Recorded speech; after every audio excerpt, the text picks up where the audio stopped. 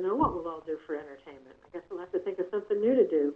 But we're going to end on a high note because we've got a great presentation today.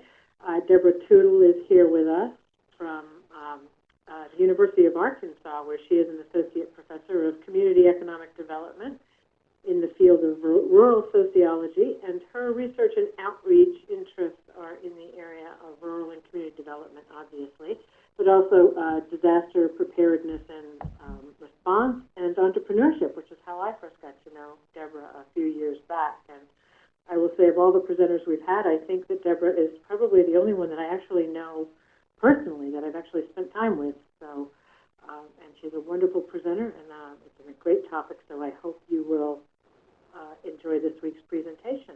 And with that, I will invite Heidi. Do you have any announcements to make? Nope, I'll save those to the end. I have a few about our additional resources, but I would say let's get underway with Deb. All right, Deb, we'll turn it over to you then. Oh, thank you. What a very nice introduction. I don't know if I can live up to that, but we'll try. And I want to encourage all of you all to speak up and ask questions. I'm sure you have been doing that all along, but I try to structure this in a way that we can stop and discuss anything we need to discuss along the way. As you all know, we're going to be talking about community development processes today. I have 3 learning objectives. The first, and I think the most important one for me, is that you all walk away thinking about community development as a process that is absolutely essential. And then I want us to be able to talk about community interaction and action, because without both of those, you are not going to have any community development. And then we'll talk about a couple of community development power tools that everybody should have in their tool bag. First, let's stop and think about community development as a process. What is community development? You can define community development, and a lot of people do, as a process of creating change in a community. Another way of thinking about it is thinking about it as a planned and organized process by which communities and the people in those communities learn how to do things, learn how to help themselves. And this is what we mean when we're talking about building capacity. We're helping communities and the people in those communities learn how to do things for themselves. Another definition, and this is probably the most thorough definition we have of what community development is, it's a process through which people and communities acquire the skills, the attitudes, and the abilities for active participation. And by active participation, we're talking about so that people can create meaningful futures for themselves, so they can create sustainable futures for their community. And also so that they can deal with community issues. You know, it's one thing to have a plan, but it's also another thing to be able to deal with those issues that crop up in your community. So again, the most important thing here is that community development is a process, and we always have to keep that in the back of our minds. Somebody have a question? Okay. What does the community development process look like? I think if you're talking about community development, there's a lot of different ways to cut it. You know, you'll see some information, some strategies for doing community development that have a lot of steps in them. And you can really cut it down in many different ways.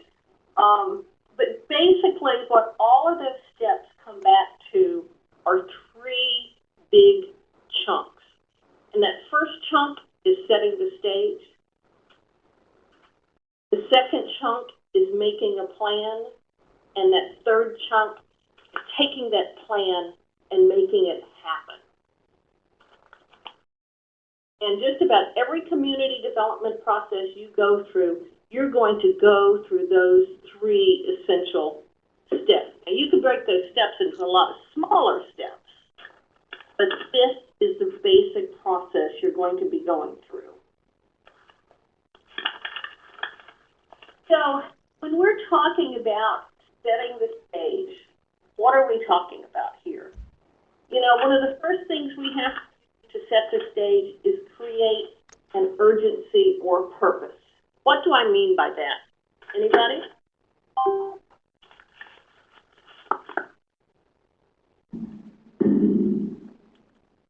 Well, when I'm talking about creating an urgency or a purpose, you have to have some kind of a reason for people to get together and start going through this process.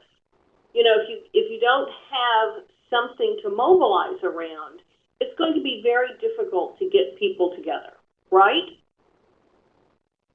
Have you ever tried to call a meeting when you didn't have a real specific purpose?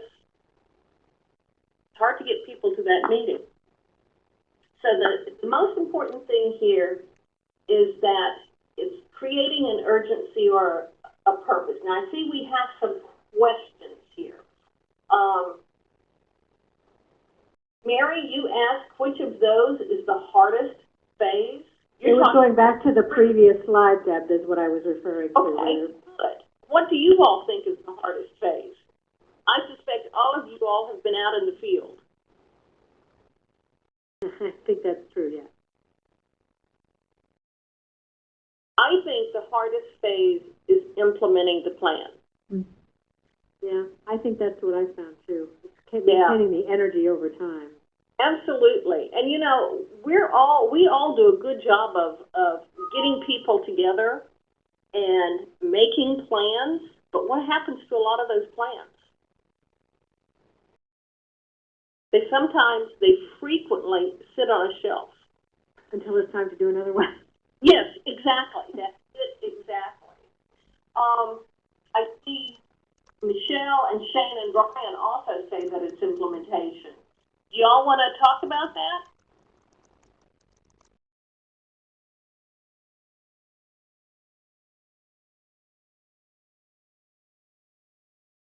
Okay, well, we'll just go on, and you all can add in as we go through this process. Oh, here we go. You all have seen a lot of plans sitting on the shelf. I agree. And, you know, recently I've been working with a cluster of communities down in South Arkansas. They put a plan together 5 years ago. And guess what? They've had to start putting together a new plan because they never implemented the old plan. And now everything that they put in the earlier plan is outdated. So they're starting from scratch again. And we see this a lot. Patrick asked, you know, when I was talking about creating urgency or purpose, I don't mean to say that that is something that we make up, but it is something that we have identified or our community members have identified as an issue or a problem. And we have to be able to help people realize that there is a problem out there sometimes. So that's what I mean by creating the urgency or the purpose, helping people understand that there is an issue out there about something that needs to be done. So after we do that, after people realize that there's an issue out there, one of the first things we have to do is pull together a team or a steering committee. Why do we need to have a steering committee or a team working on this?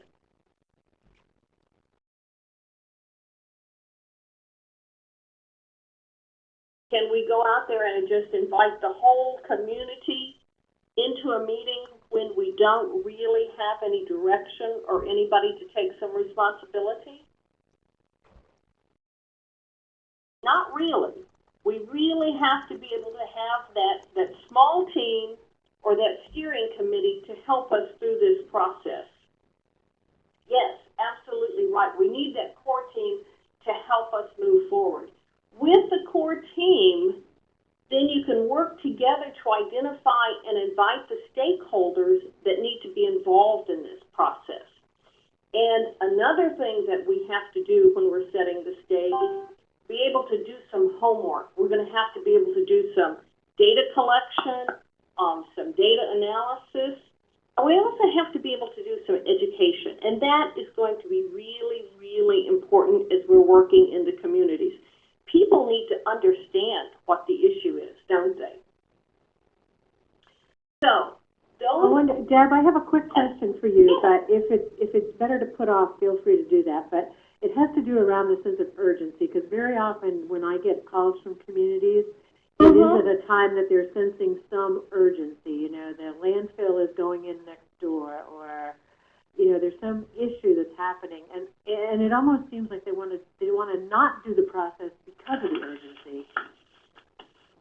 Oh, I understand that. There is a real need to act. And you know, quite frankly, people don't like to do the homework. People want to just jump in because a lot of these things are very emotional.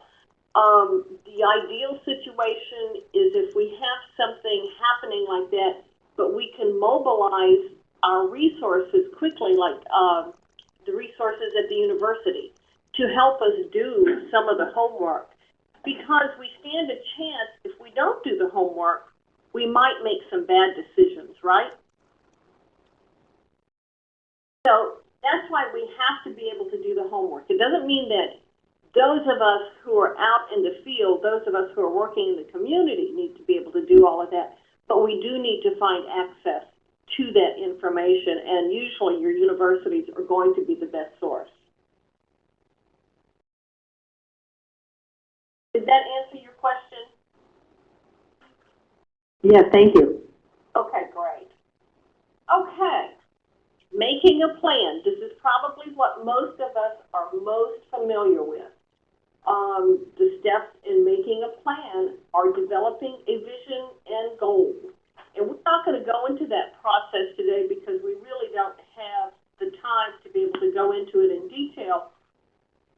But there's a lot of resources out there that can help you with that process of learning how to do visioning with the community, how to do goal setting. At this point, as you're developing a vision and developing your goals, you also want to be able to expand your organization and start bringing in more diverse stakeholders. We don't want to have a community development plan that is created by the same people or by only those people with a similar interest. We have to start hearing diverse voices. So we have to start bringing in some diverse stakeholders, which means we have to bring in some people that we know may actually have a different opinion about some of the issues. That's very important, though. We have to get a balanced perspective on this. We're going to have to do some problem solving and develop an action plan. Okay, making it happen. And this is where I think this is the toughest part of doing this whole planning process. We have to be able to implement the strategies. It's one thing to put those strategies on paper, but it's actually another thing in doing it. We'll talk about that in a little bit. We're going to talk, one of the things that you need to be able to do to keep the enthusiasm up whenever you're implementing strategies is to create these short-term wins. You know, it's like that old joke about how do you eat an elephant? One bite at a time. Well, we do have to break things into little tiny pieces, and they have to be in small enough pieces that people can actually see something happening and see that they have been successful, because you want to build that momentum for the long term by doing that. We also have to be able to evaluate what we're doing. And I think one of the biggest problems that I see with a lot of the plans that communities have done is that they're not building an evaluation process into their community planning. If you don't build an evaluation process in, how do you know if it's working? You know, part of this process means you have to look at it, you have to see what's working, and we always say that plans are written in pencil because you might have to go back and make some changes. plans need to be living documents. We need to be able to make our plans, but we also need to be willing to make some changes if we don't see that things are working the way that we think they should be. We have to be able to celebrate our successes. Again, that goes back into implementing strategies and creating these wins for the people that are involved. But we also want to be able to share our stories with other communities, with other people involved in community development, because we can all learn from each other.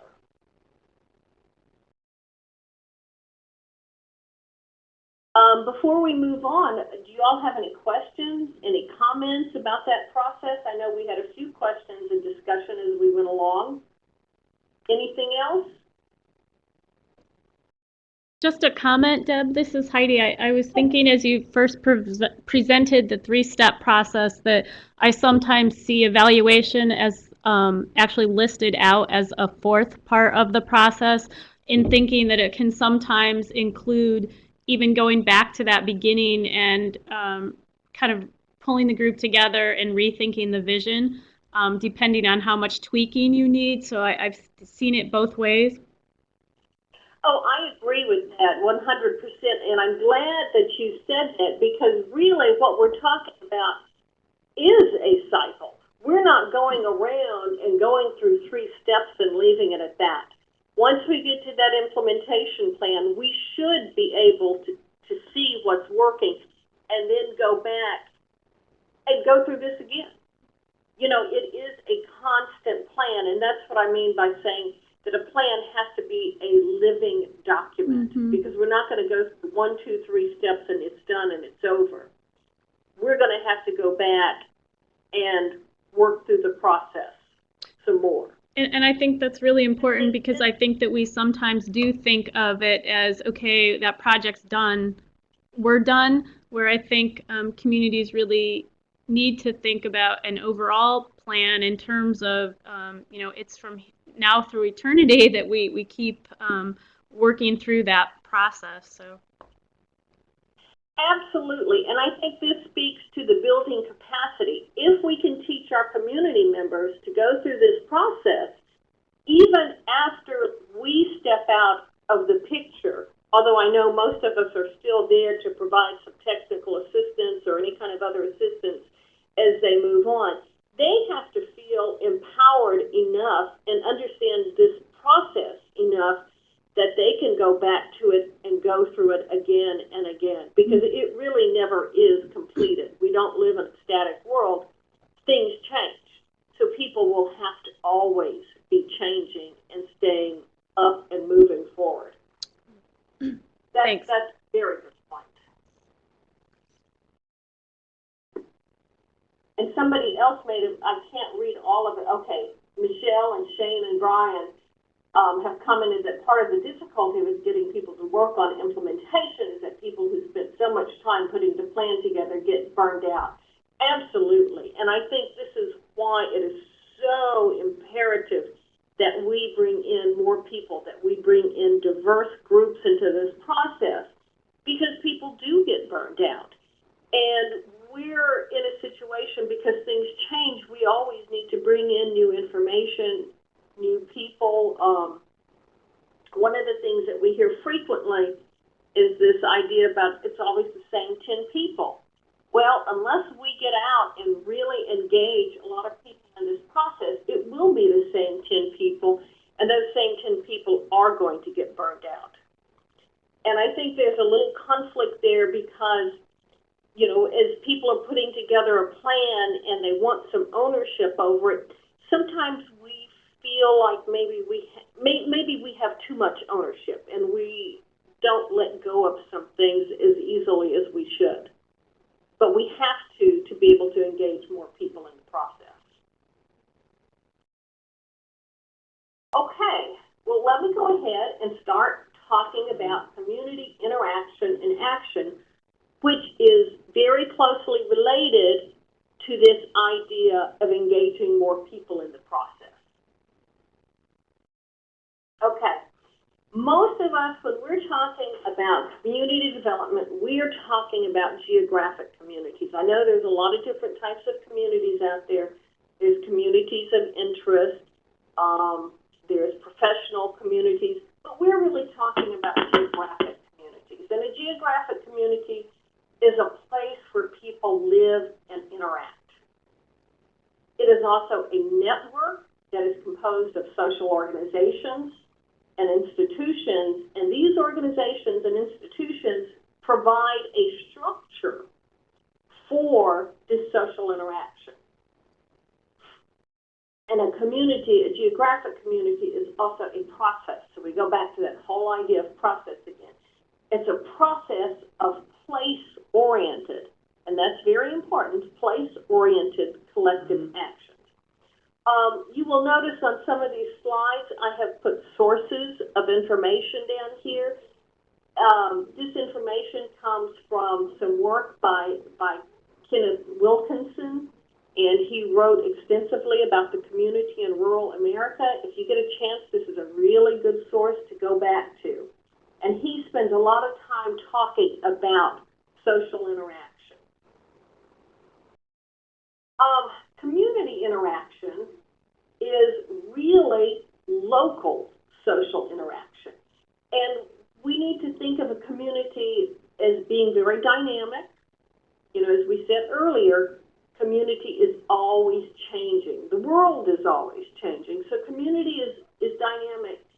And within each community, we have a lot of different groups or organizations, some formal, some informal. We call these fields, interaction fields, social fields. These are always changing. So the dynamics there are always changing. So you have, within communities, you're having changes in social economic forces and social patterns, and outside of the community, you're also having all of this change taking place so that you can really get this sense of how everything is changing on many different fronts at the same time, which makes it very difficult to work through. Community interaction, as much as we would like it to be very easy and smooth, it is not always smooth, it is not always harmonious, because all of these different spheres that are working together, you know, the social, the economic, environmental issues, cultural issues, political issues, they all create tension, and we have to deal with that. So whenever we're talking about community development, we always have to be very aware that there is going to be conflict involved. It is inevitable. So just keep that in mind as we go through this. Okay, let's go back to the idea of community action.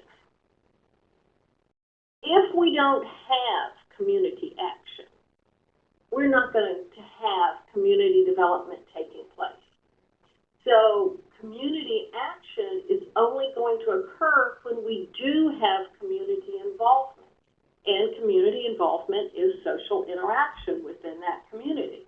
So what we always have to remember, without that community involvement, and that goes back to that whole issue that Michelle and Shane and Brian brought up, is if you don't have all of that interaction, if you don't have a lot of people in the community engaged, you're not going to have community development taking place. Does that make sense to you all? Did somebody have a question on that? This is Heidi. Just another comment. You might have it taking place, but I would say it wouldn't be as effective as it could be.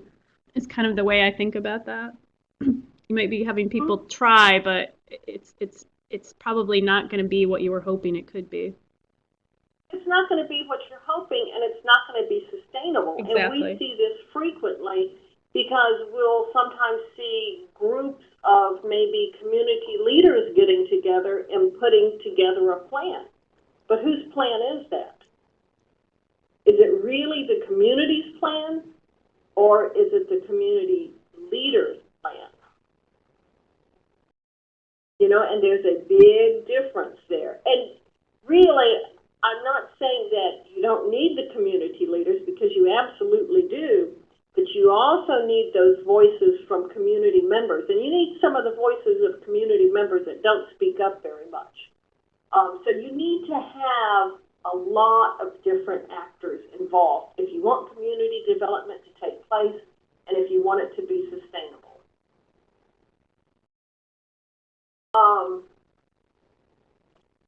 Frequently, we have individuals and organizations and communities that can either encourage or they can block community action.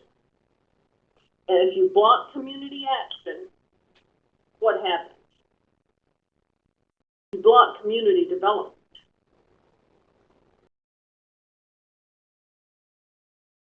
So let's take a few minutes, and I know all of you all have been through some of this before. You have been working with groups, and you have run into people that don't want to be involved, and they don't want to see something move forward. What do you think is an appropriate response in the community where you have individuals or organizations blocking community action? Do you give up and say, well, I quit wasting my time? Do you ignore those individuals and just move on? Or do you use some power tools to try to make some change? What do y'all think?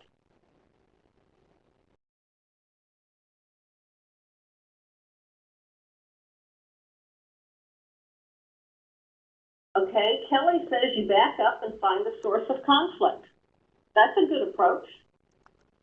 It's a very good approach. So she's saying you're not giving up, and she's saying that you're not ignoring those individuals, and trying to find the source of conflict might involve using some process tools, doesn't it?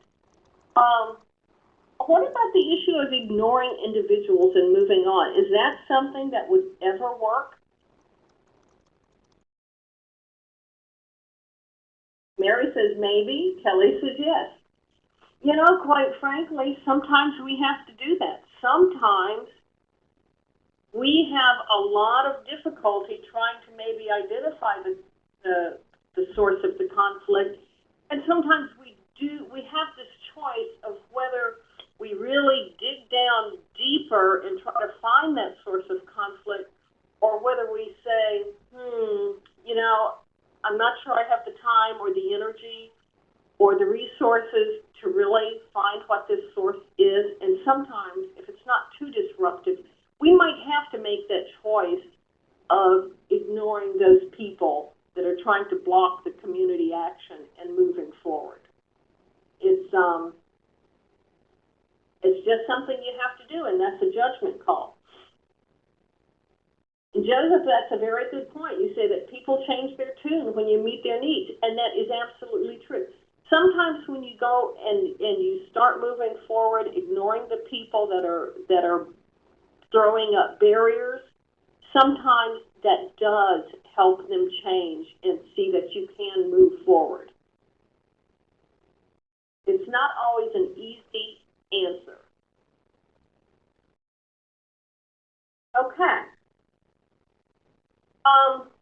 Any questions, any discussion before we move on? Does anybody have any particular case where they've had to deal with this and they would like to share it with the group? I think we can all learn from each other whenever we have these stories. Anybody have a good story? Oh, Kimberly, okay. Do you want to tell us something about it?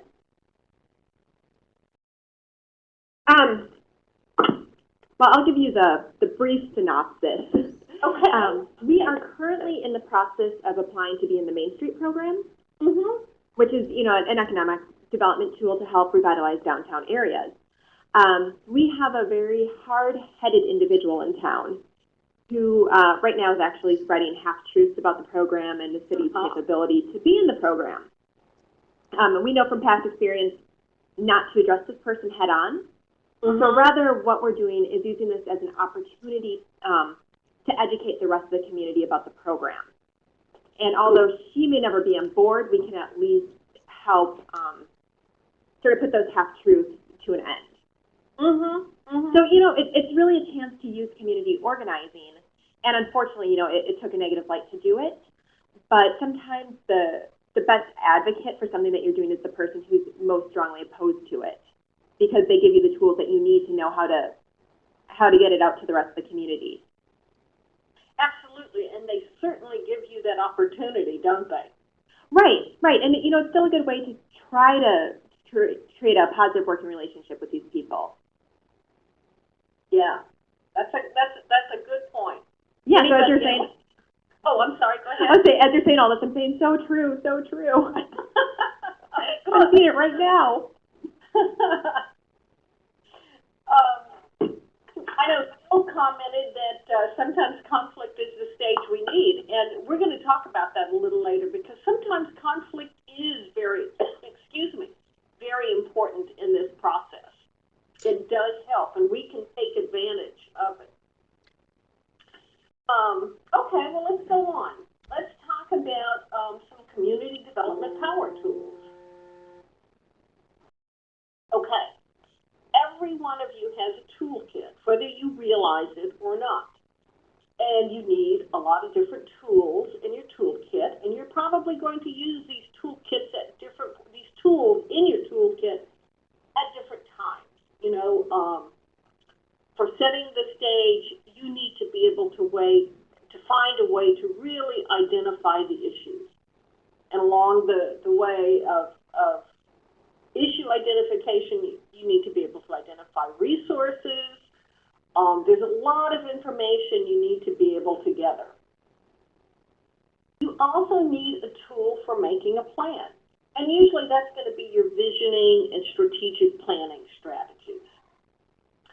You need a tool for making it happen, which is going to be creating and measuring impacts, which we've already talked about because Heidi brought up the issue of evaluation and how you use evaluation to go back and tweak what you have done and keep moving forward. And we also need those tools for resolving conflict.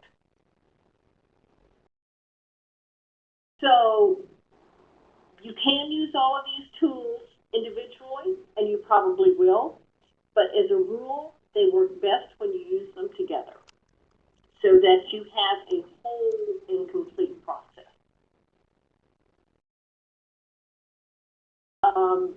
In addition to your tools, you're going to have a sense of humor. You're going to have to be aggressively neutral. What do I mean by that? Anybody want to take a guess? What is aggressively neutral? Oh, Mandy Swisher has her hand up. Okay, Andy? Hello. I think aggressively neutral is kind of just really, really pushing that not to take sides. I've had a lot of problems in this community since I moved here of people just not wanting to try anything new. And people, there's some that do and some that don't, and the people that don't just shoot down everybody else.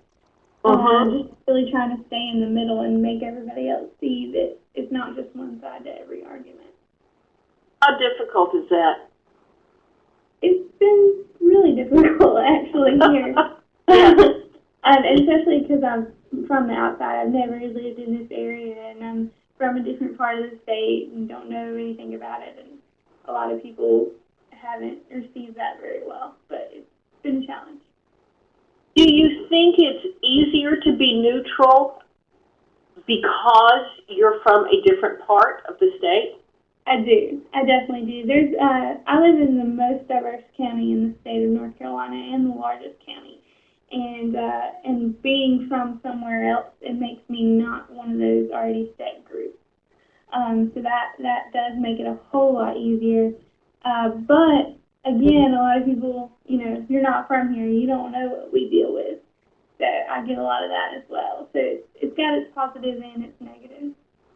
Has anyone else run into that issue of you don't know what you're dealing with?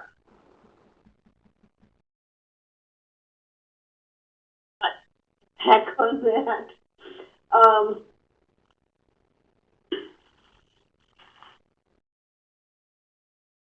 Okay, Bill has some comments. He says that some parts of the community may paint you in certain ways. That's very true. We have to address those to be seen as neutral. It is really difficult, I think, for us to maintain a stance of being neutral. I think it's easier for those of us who work within the university setting to do that because we can always go back to the university research. But I think it's also difficult if you're working in a community in which you live, because it's hard not to take sides when you're living in a community and you're dealing with some community issues.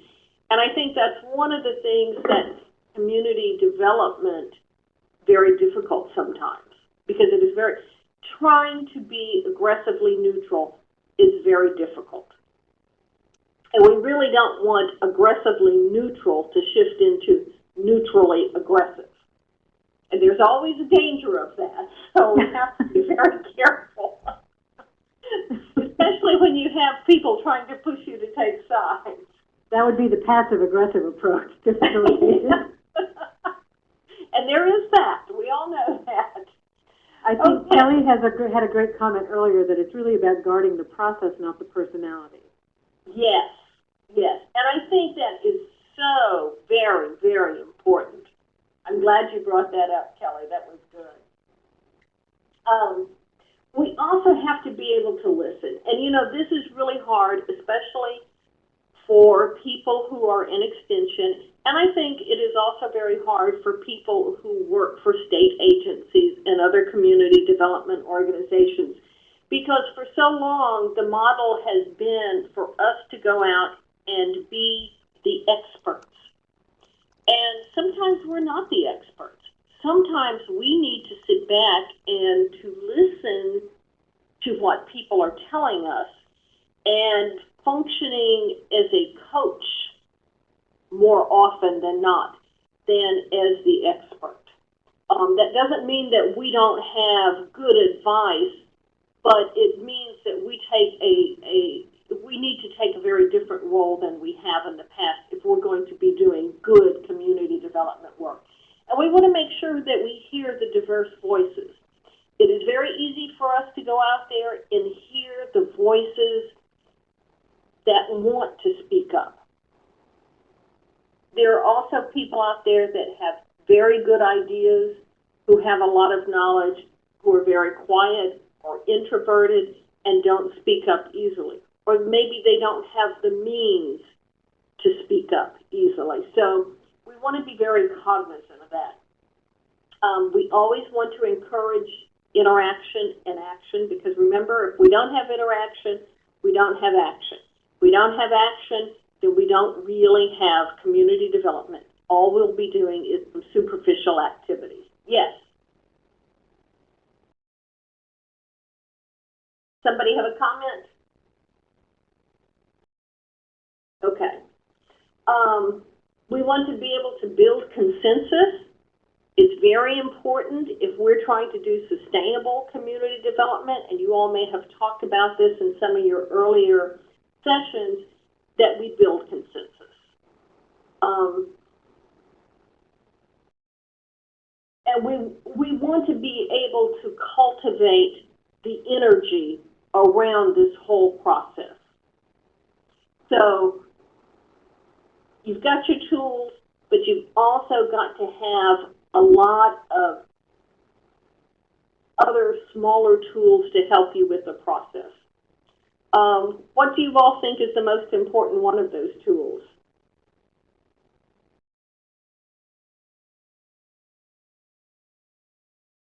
Listen. I think listening is absolutely critical. I think the other thing that really pops up is that you have to have a sense of humor.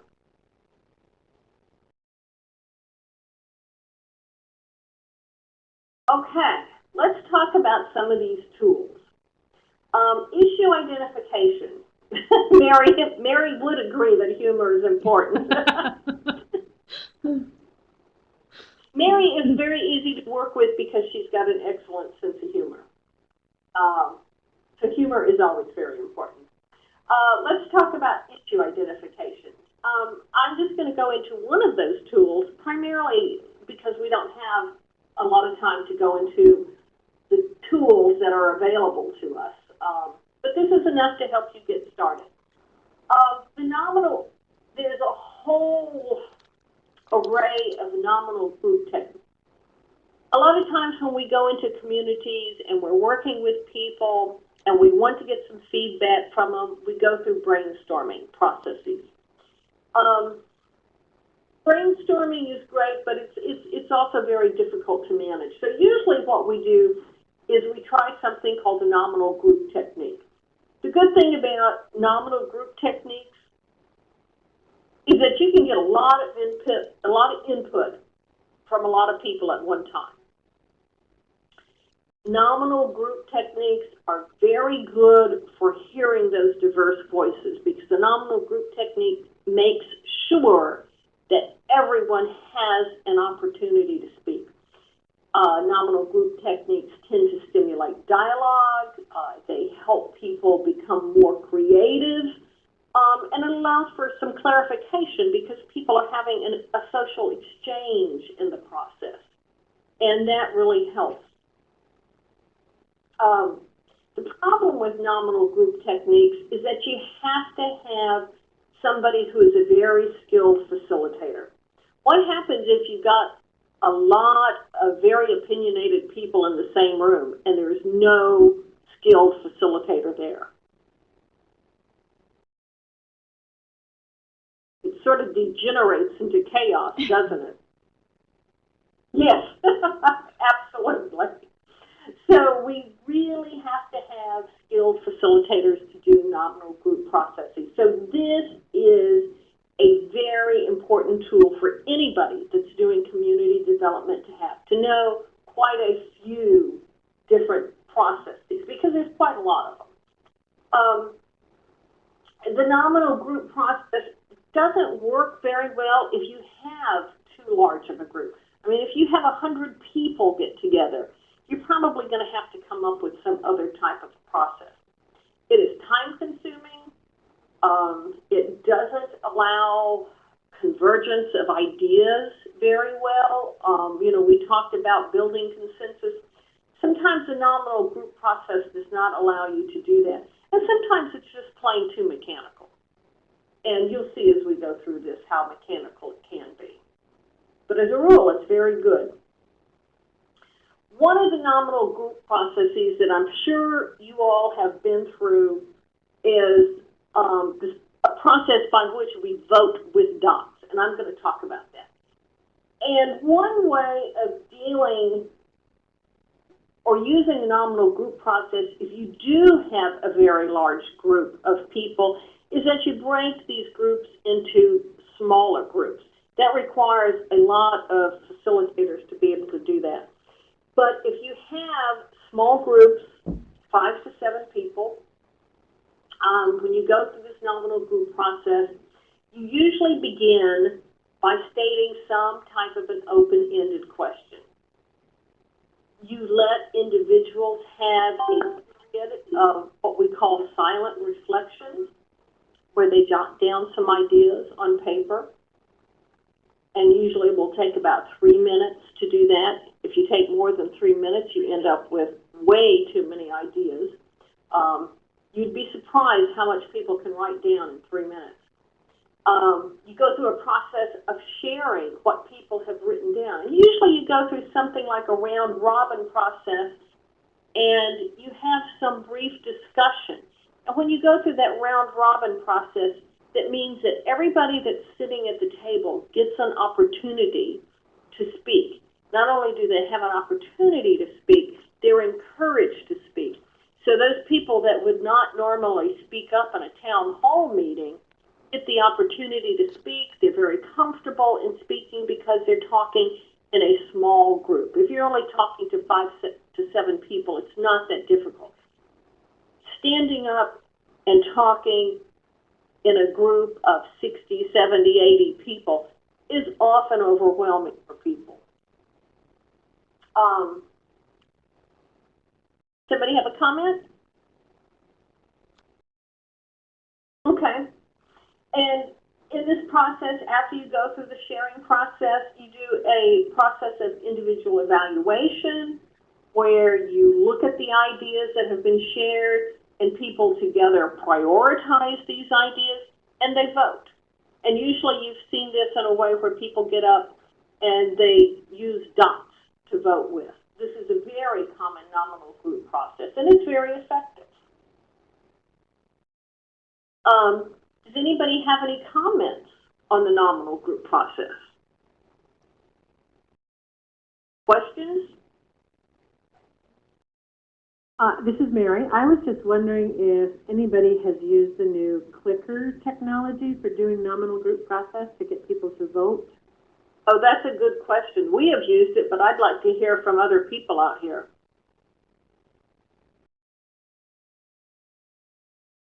Have any of y'all done that? If you're clicking. Here, click it here, typing.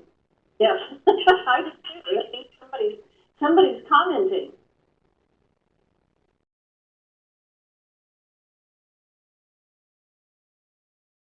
So, Deb, you said you have used them? Yes, I haven't seen anything pop up here. We have used them, and one of the nice things about using that is that you can see the responses from the whole audience instantaneously. Mm-hmm. And people get encouraged about it. And it gives people an opportunity to share their information. So you hear those diverse voices. Have you used it, Mary? I have not used it, but I would like to try it. I think it works really well. Now, the problem with it, of course, is you have to have done your homework and you have to have some answers, some questions that are very specific to begin with. So you have to know ahead of time what you're going to be asking people. So it's not a technique that works really well when you're just trying to do those first stages. But once you have some issues narrowed down, it works really well. Mm-hmm. I think. Anybody else? Nobody else has weighed in yet, so we'll just keep moving. Okay, we'll keep moving. Okay, let's talk a little bit about strategic planning. And as you all know, because I know you all are very familiar with this, it is a process of working with the community leaders and the stakeholders. Remember, we want very diverse stakeholders to identify the future goals and the processes, again, there's that word, for accomplishing these. And one of the things that we all have to remember is that one size does not fit all. And I'll tell you, we have an issue here in Arkansas, and it's turning out to be very interesting because the state itself, through the governor's office, has put together a strategic plan. And as we have different regional groups working together, the governor's office is encouraging these regional groups to follow the plans that the governor's office put together. What do y'all think about that? Is that a good idea? Do you think the regional groups go for that? Mrs. Minnie, do they really have a choice? Well, you know, that's a good question. Because the governor's office and the state agency that's mandating this is really offering some financial incentives for communities to do that. But I see we've got some interesting comments in here. Typical and not a good plan. It's very interesting because a lot of these regional groups are starting to look at this and they're trying to see if it applies to them, and they're finding that this does not necessarily meet the needs of their communities. But on the other hand, if they want some funding for writing a strategic plan, guess what they're going to have to do? They're going to have to write a strategic plan that is consistent with the plans that the governor's office has put together. Yes, Bill, I agree with you. Yes. So, I mean, the story here is, of course, that one size does not fit all. And while the whole plan for the state in general looks very good, you know, it's got some very good pieces, got some very important components, it does not fit all of our communities, and it does not fit all of our regions. So there is definitely some conflict there. And some communities are facing this choice of whether or not they're going to have some funding to help them write a strategic plan or not. Yeah, we always have to remember that plans have to be specific to the communities or the regions with which we're working, because you've got to consider a local environment. Not every place looks the same. Not every place has the same issues. Not everybody in those communities act in the same manner. And as I mentioned before, we have to think of our strategic plans as being written in pencil, because we always want the ability to go back, evaluate, tweak, and make it better, or make it fit whatever has happened since we first put that plan together. Kelly, that's a good point. The whole issue of those people with the buy-in will actually be those people who participate in implementing our plans. And that, again, speaks to the problem of actually implementing a plan, doesn't it? That's why it is one of the things that is the most difficult about the community development process. The pros of strategic planning is that, yes, you can make a plan that is tailor-made for a community. You can make a plan that really engages the community and the volunteers. You can provide a blueprint for moving forward. You need to provide a blueprint for moving forward. Everybody needs a plan of some sort. It encourages ownership, and that's the buy-in that Kelly was talking about. You want to have that ownership. You want people to look at a plan and say, yes, we put that plan together. We think this is a very important plan. We are going to help implement it. Because if we don't have that buy-in, it's not going to be implemented. So we have to have ownership. We have to have buy-in. And the other really good thing about the strategic planning process is that you provide a template when you're doing the planning process for actually measuring your success. Those of us who have learned how to do logic models, which is a very neatly formatted plan, always know that our evaluation is built right into the plan. So as we're planning what our outcomes are, we're also thinking about how are we going to measure those outcomes? How do we know when we have achieved what we think we want? So those are the pros of doing strategic planning. The cons, of course, needs trained facilitators. It's not that easy to take people through a strategic planning process unless you really know what you're doing, which of course is very important for you all as community development experts. You all are trained facilitators.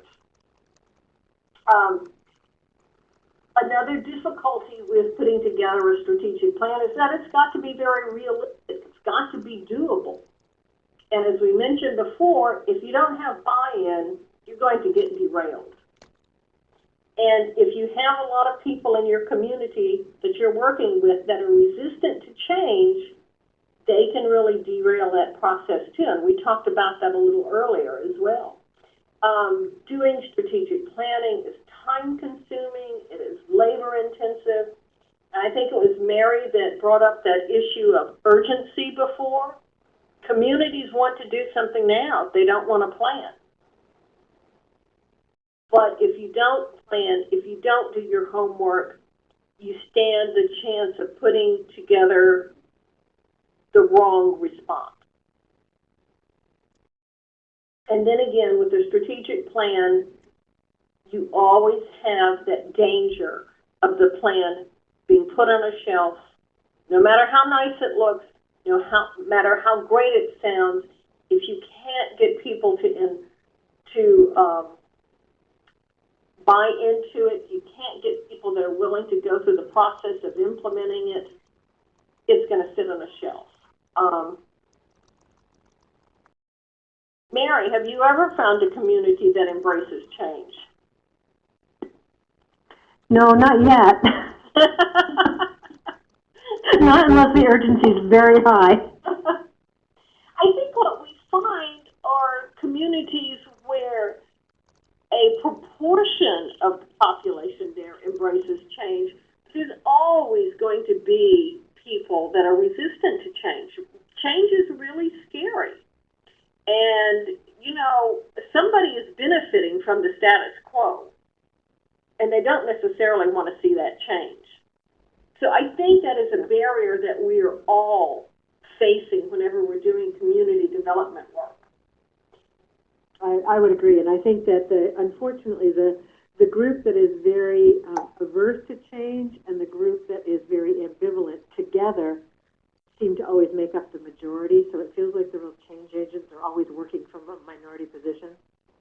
That's true. And I think that's one of the things that makes this very difficult. But again, you know, that goes back to getting the champions in the communities and getting more people engaged.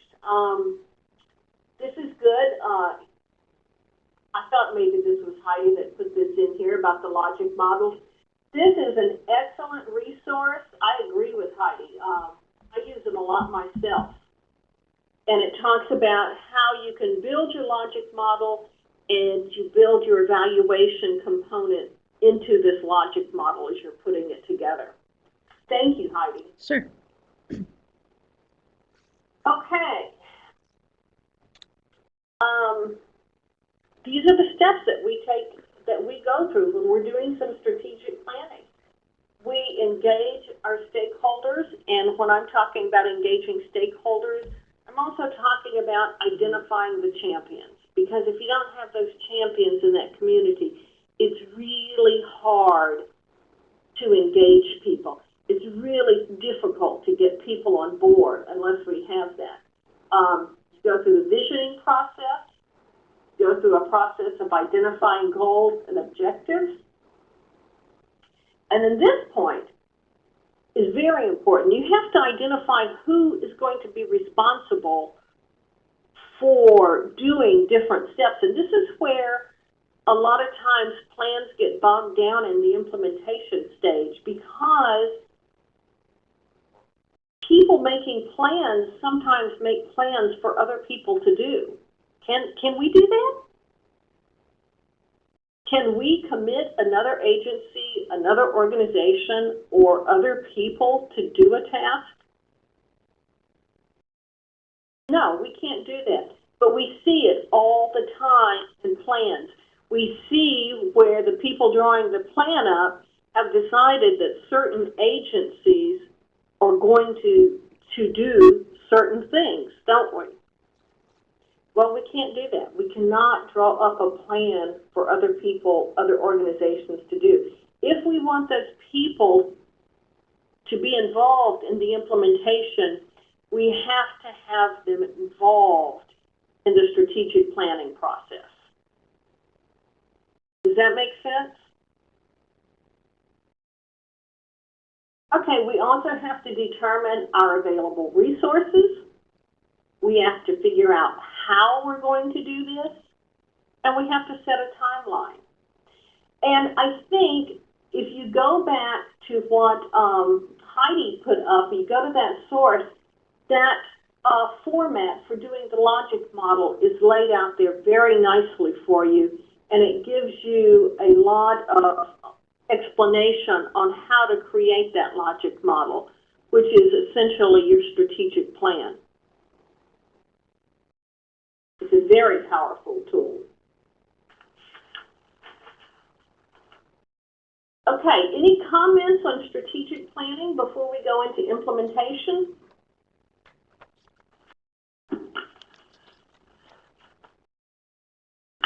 Deb, this is Mary. I just have a quick, do you have any rule of thumb about how long to spend on a strategic planning initiative?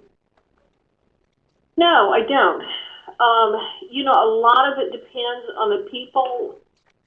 I mean, realistically speaking, I think you can, in a couple of sessions, lay out a logic model, but then once you start digging in deeper and really figuring out how you're going to do the different components of that, that may take more time with a smaller subcommittee working on it. And depending on how complex that is, will determine how long that's going to take. So I guess the short answer to that was no. You know, it just depends on who you're working with and what you're trying to get done. But the thing to remember is you don't want to spend too much time on it, because if you spend so much time drawing up a plan, people do get burned out. Yeah, and so I've seen people get stuck in the planning process, mm-hmm. and they never, you know, it's decision paralysis basically sets in. They don't know where to go, so they just keep planning. And I think, you know, that's one of the reasons why you really have to have a timeline in it, and you really have to have things defined, and you have to say who is going to be responsible for what and when. And it means that somebody has got to facilitate that process. Somebody has got to be there to help make people accountable for what they have committed to do. And I think this is a place where the community developer can play a major role. The community developer can also play a major role in helping people that are writing these plans to get access to those resources that can help them. You know, who is the expertise they need to bring in to figure out what they're going to do in the next steps. So I think we can facilitate that process a lot. But it does mean that we have to be very connected with the people who are writing these plans and work with them. You know, we can't just say, okay, I want you, by next week, I want you to have this plan fleshed out, because it's not going to happen. Anybody else have any comments on that? I think that's a real interesting question.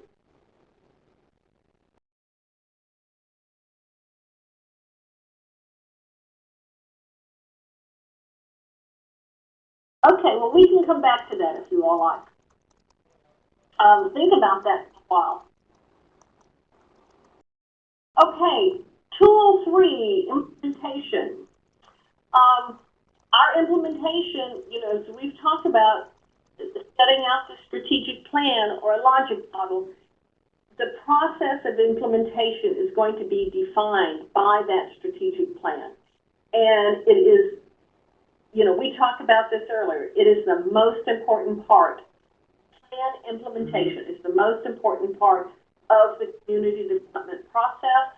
We know these plans can sit on the shelf, and if we don't implement something, we're not going to have the desired outcomes.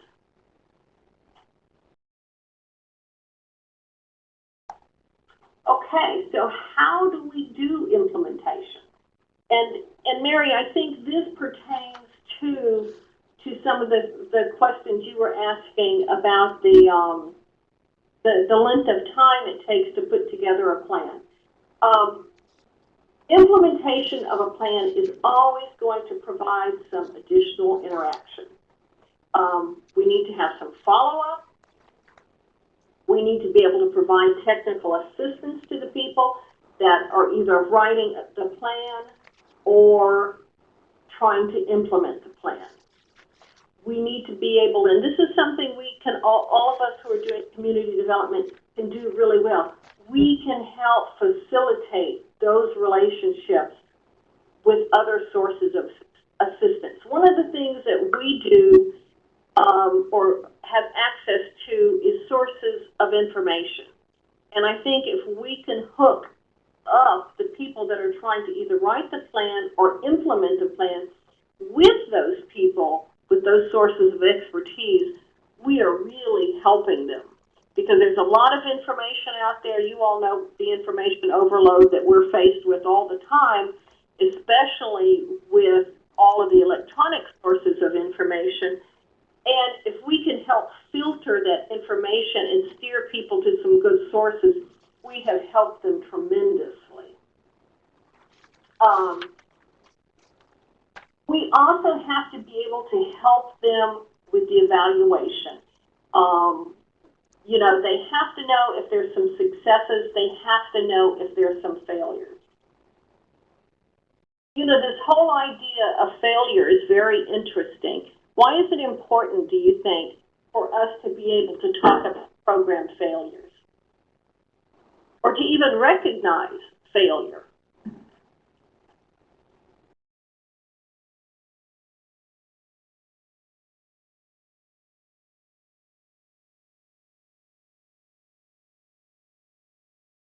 Oh, excuse me. I think it's really important that we know what works and what doesn't work. And I think it's important that we're upfront, excuse me again, when some things aren't working. Yes, Bill, I agree. Bill and Don, I agree wholeheartedly with you, because we learn from our failures, and we also learn the reasons for our failures. So, boy, that was a great segue, Don. Thank you. The reasons for our program failures, let's talk about that a little bit. Frequently, programs fail because we're working off of a poor model. We are not looking at the research base. You know, I think a lot of us have seen, and we're all guilty of this to some extent, of going out, we find some processes, we find some plans, they're kind of canned processes, canned plans, and they don't necessarily link up with some research. I think that research component is absolutely essential for what we're doing. We have to know what works under what conditions. You know, it's that whole issue of going back to the cookie cutter plan. If we don't know if something is going to work within a certain type of community, we really shouldn't be encouraging people to do it.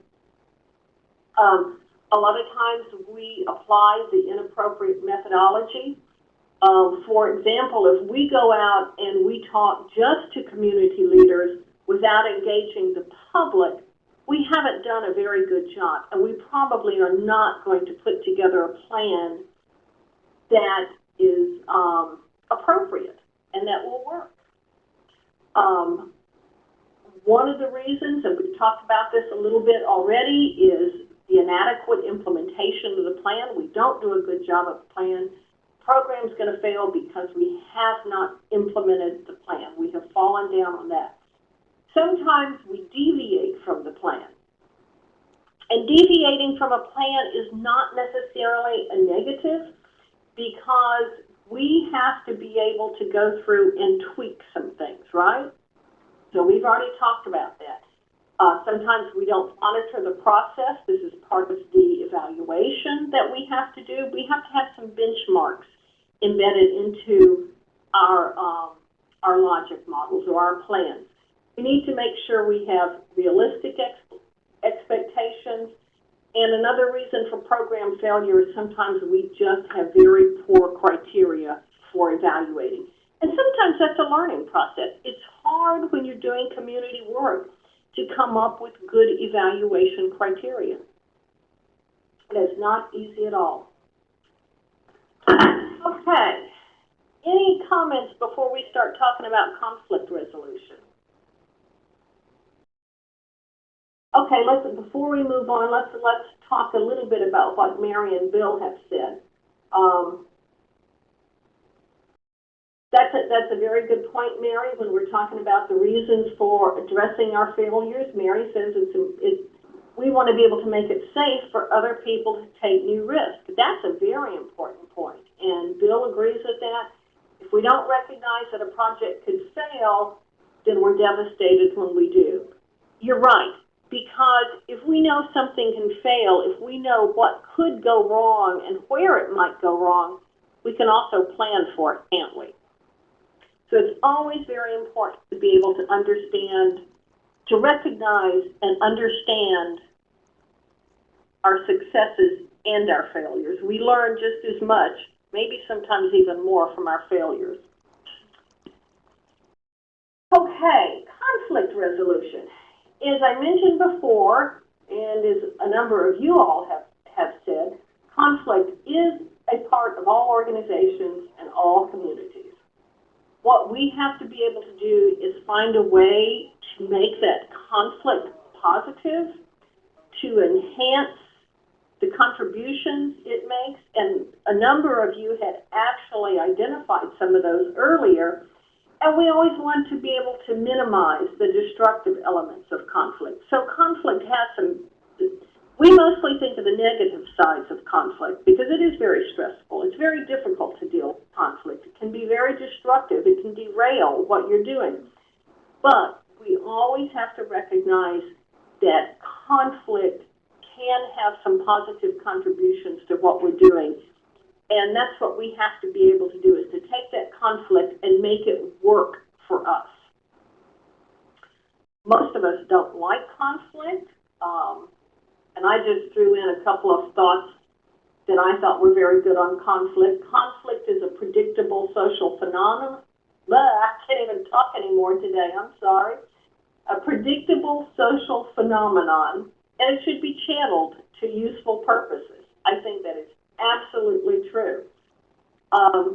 Here are two more comments. Dying communities and organizations avoid conflict or work on it in ways that destroy relationships.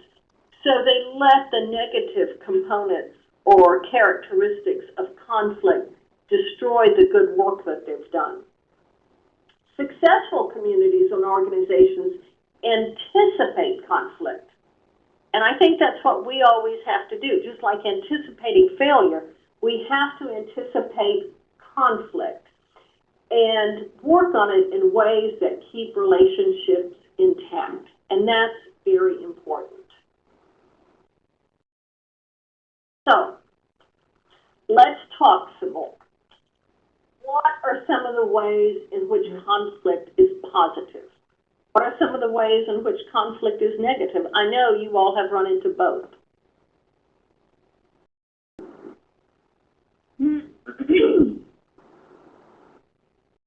This is Minnie again. In terms of, I think of like an Asian culture where you have yin versus yang. When conflict is negative, what it does is it makes you aware of some of the things that are out there. And it makes, by hearing some of the gripes and the complaints and whatnot, it helps you to start narrowing down and addressing some issues that may be right at front of you. Absolutely. And of course, the good, I guess the bad part is, of course, you can't get rid of those people out of the community. And so you just have to work harder at making sure you address the needs of the community. Yes, yes. Some of you all have written in, because conflict forces people to sit down and talk. It opens up dialogue. It helps us to think about new points of view. Absolutely right. Oh, Bill, this is good. You're right. Conflict, the negative aspect of it is it makes us very defensive, doesn't it? And even when we know that conflict will do that, it still has that effect on us sometimes. And when we get defensive, we're not as open as we should be to discussion and ideas. So y'all are right. Those are absolutely good comments. Yes, conflict can be polarizing and it degenerates into power plays. And I know we have all seen that in our communities. Absolutely. So I just jotted down a few things about the conflict, the positive aspects of conflict. because it tells us that problems need to be addressed, that actions need to be taken. Sometimes it makes us a little more participatory. It can actually strengthen long-term relationships because people are being more honest with each other. You know, if we all go along and we always agree with each other and are not being honest, we kind of get into this situation of false consensus or groupthink where we go, well, yeah, that's okay, but really in the back of our minds, we're not very committed to it. If we're not committed to it, then we don't have buy-in. And lack of buy-in will derail what we're trying to do.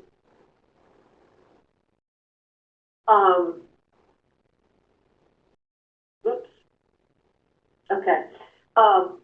Conflict can be positive because when we make changes, when we recognize that there's some conflict, we frequently make changes that are changes for the common good, things that most people can live with.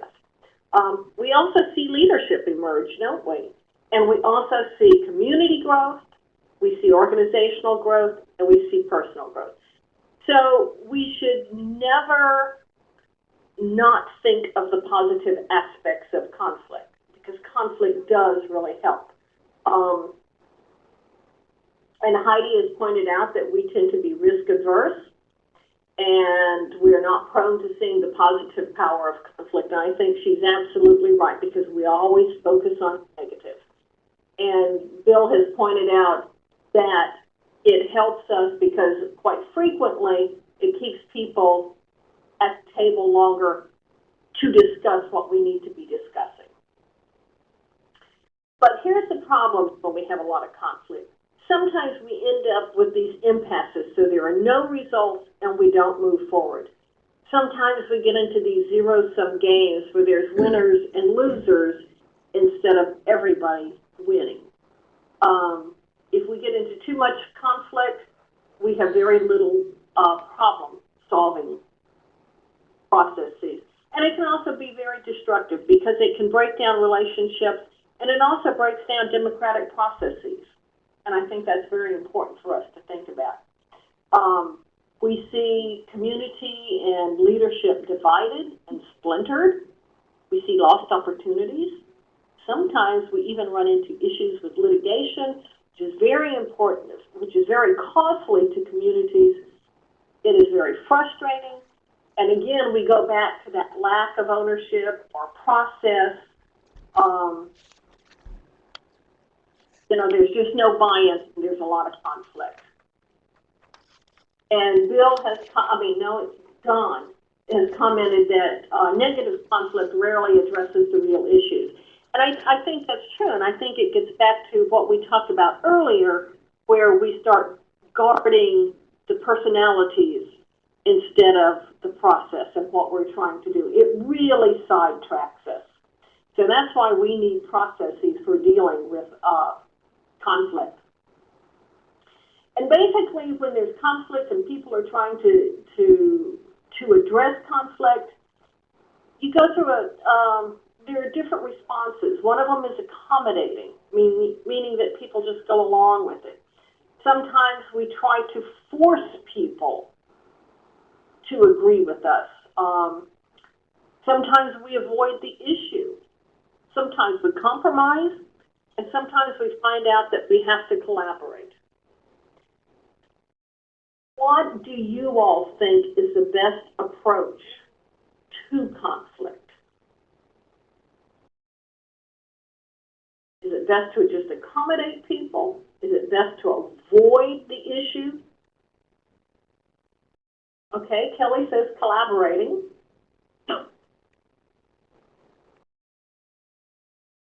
Joseph says compromising.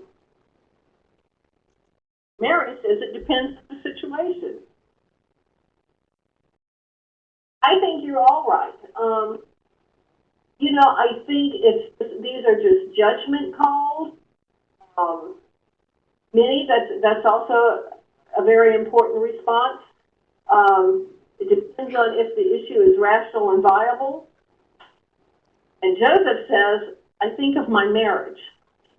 I'm not sure what Joseph means by that. Okay,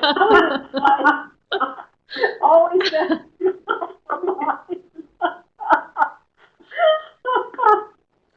Okay.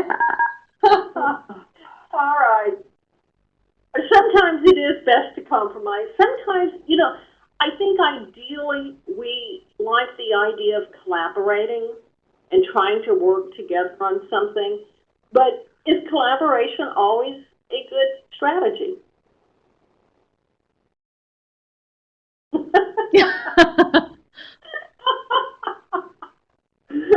Well, everybody has had a lot of experience with conflict. I love it. That's great. But it goes back to what fits the situation. I really think ideally when we can compromise, when we can collaborate, those are very good approaches. Sometimes we can compromise too much, though. So it just depends on the situation. So, okay, when we're talking about conflict resolution, there's some key steps that we need to take. One is setting the stage. 2 is planning. 3, collaborative problem solving. 4 is collaborative implementation. And the 5th one is evaluation. So we start off with setting the stage again.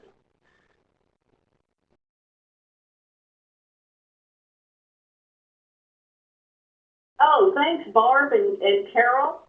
The book Multipliers, How the Best Leads Make Everyone Else Smarter by Liz Weiserman. So you all like the chapter on conflict resolution. That's great. That's good information to share. I'll have to look that up. That sounds good. What is it you all like in particular about that chapter?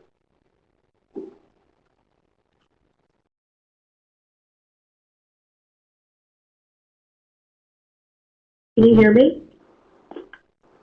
Can you hear me? Yes. Okay. This is Barb, and what I liked about it was it talks about conflict in four types of conflict, and how you need to embrace conflict and work it out, and then how it describes people and how they deal with conflict. And it just gives very good steps on, like, it's passive constructive, active constructive behaviors, integrated management. Just really gives some insight into how people respond to conflict and then how to deal with it. Oh, that's excellent. I think that would be a great tool for us to be able to use. Thank you very much for bringing that up. That's good. And thank you, Mary, for volunteering to put that into the Moodle site. That's very good. Okay. Going through the key steps of conflict resolution, setting the stage, planning, collaborative problem solving. For some reason, this is a duplicate slide. I apologize for that. We've just been through that. Okay, does this look familiar to you all? Look at those steps for conflict resolution. Have we talked about something like that earlier?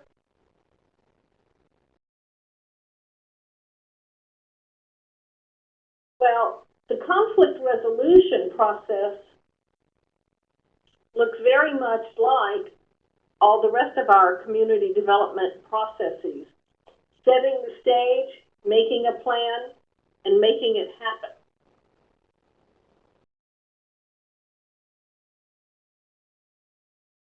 So, community development is a process.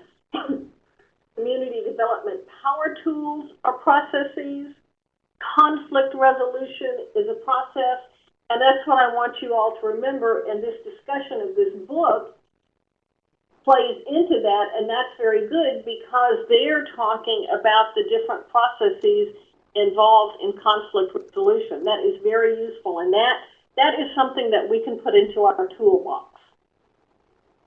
I agree. Thanks, Barb and Carol. That's very good. So no matter which process you're looking at, whether you're looking at gathering information so you can set the stage for community development, or making a plan and going through some visioning and strategic planning and setting goals, making it happen, these are all processes. And no matter what you're doing in community development, you can always go back to this 3 major steps: setting the stage, making the plan, making it happen. You know, making it happen is the implementation and the evaluation piece. And if you understand these simple relationships and know that you can take each one of these blocks and break it up into smaller blocks, this will help you understand community development processes. It gives you an approach for understanding the process of community development, no matter what part of it you're tackling. Any questions, comments? I think we have had some great discussion today, and I really appreciate everybody playing a role in this. This has been great. Final housekeeping. Mary, do you want to say, or Heidi, do you all want to say something about the Moodle access and the evaluation? Yes, we do. We just have a couple of wrap-up things because this is our last session together. And thank you, Deb, so much for coming and doing this session. This has been great. I have enjoyed it tremendously. Great interaction, guys. I love it. So I'm going to turn it, I guess, over to Heidi. I will say one thing. I will say about the Moodle access, that we are going to keep the Moodle site open for at least 6 months. So, you know, do feel free to go in and get some get resources, and we'll continue to add things as they become available. All the videos of all the sessions are in there, so if you want to review something, feel free to do that. And with that, I'll turn it over to Heidi.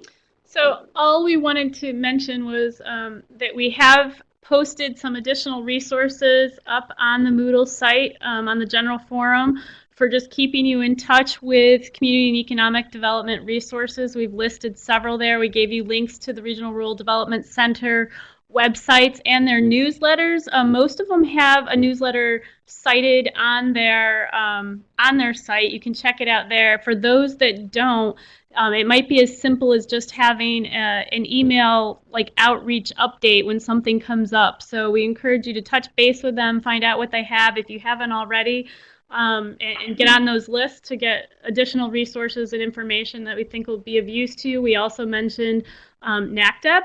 Deb can speak to that very well.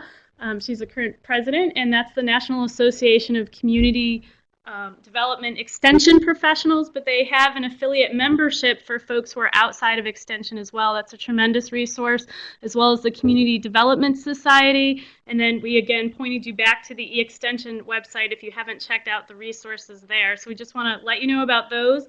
I think Mary will be posting the evaluation for this webinar, but we'll also be following up with you in about 6 months just to touch base and see how you might have used or might not have used the information that we provided over the course of this series. Another thing that we may be in touch for is just when the next Foundations of Practice, the Level 1 training is available, which will be next fall is the current plan. We'll just reach out to you to help us market it. We'd ask you to pass it on to colleagues that you think might find it of interest. So we were really pleased and enjoyed this session and look forward to engaging folks again. So Mary, do you want to touch? And well, can I just let me say one more thing about evaluation, because there is a link right now, a hot link for the evaluation for Deb's session today. You'll get one more evaluation, which is a comprehensive. Please fill that out. When we get that back, we will issue the certificates of completion. Yeah. And I wish you all a wonderful Thanksgiving, and I hope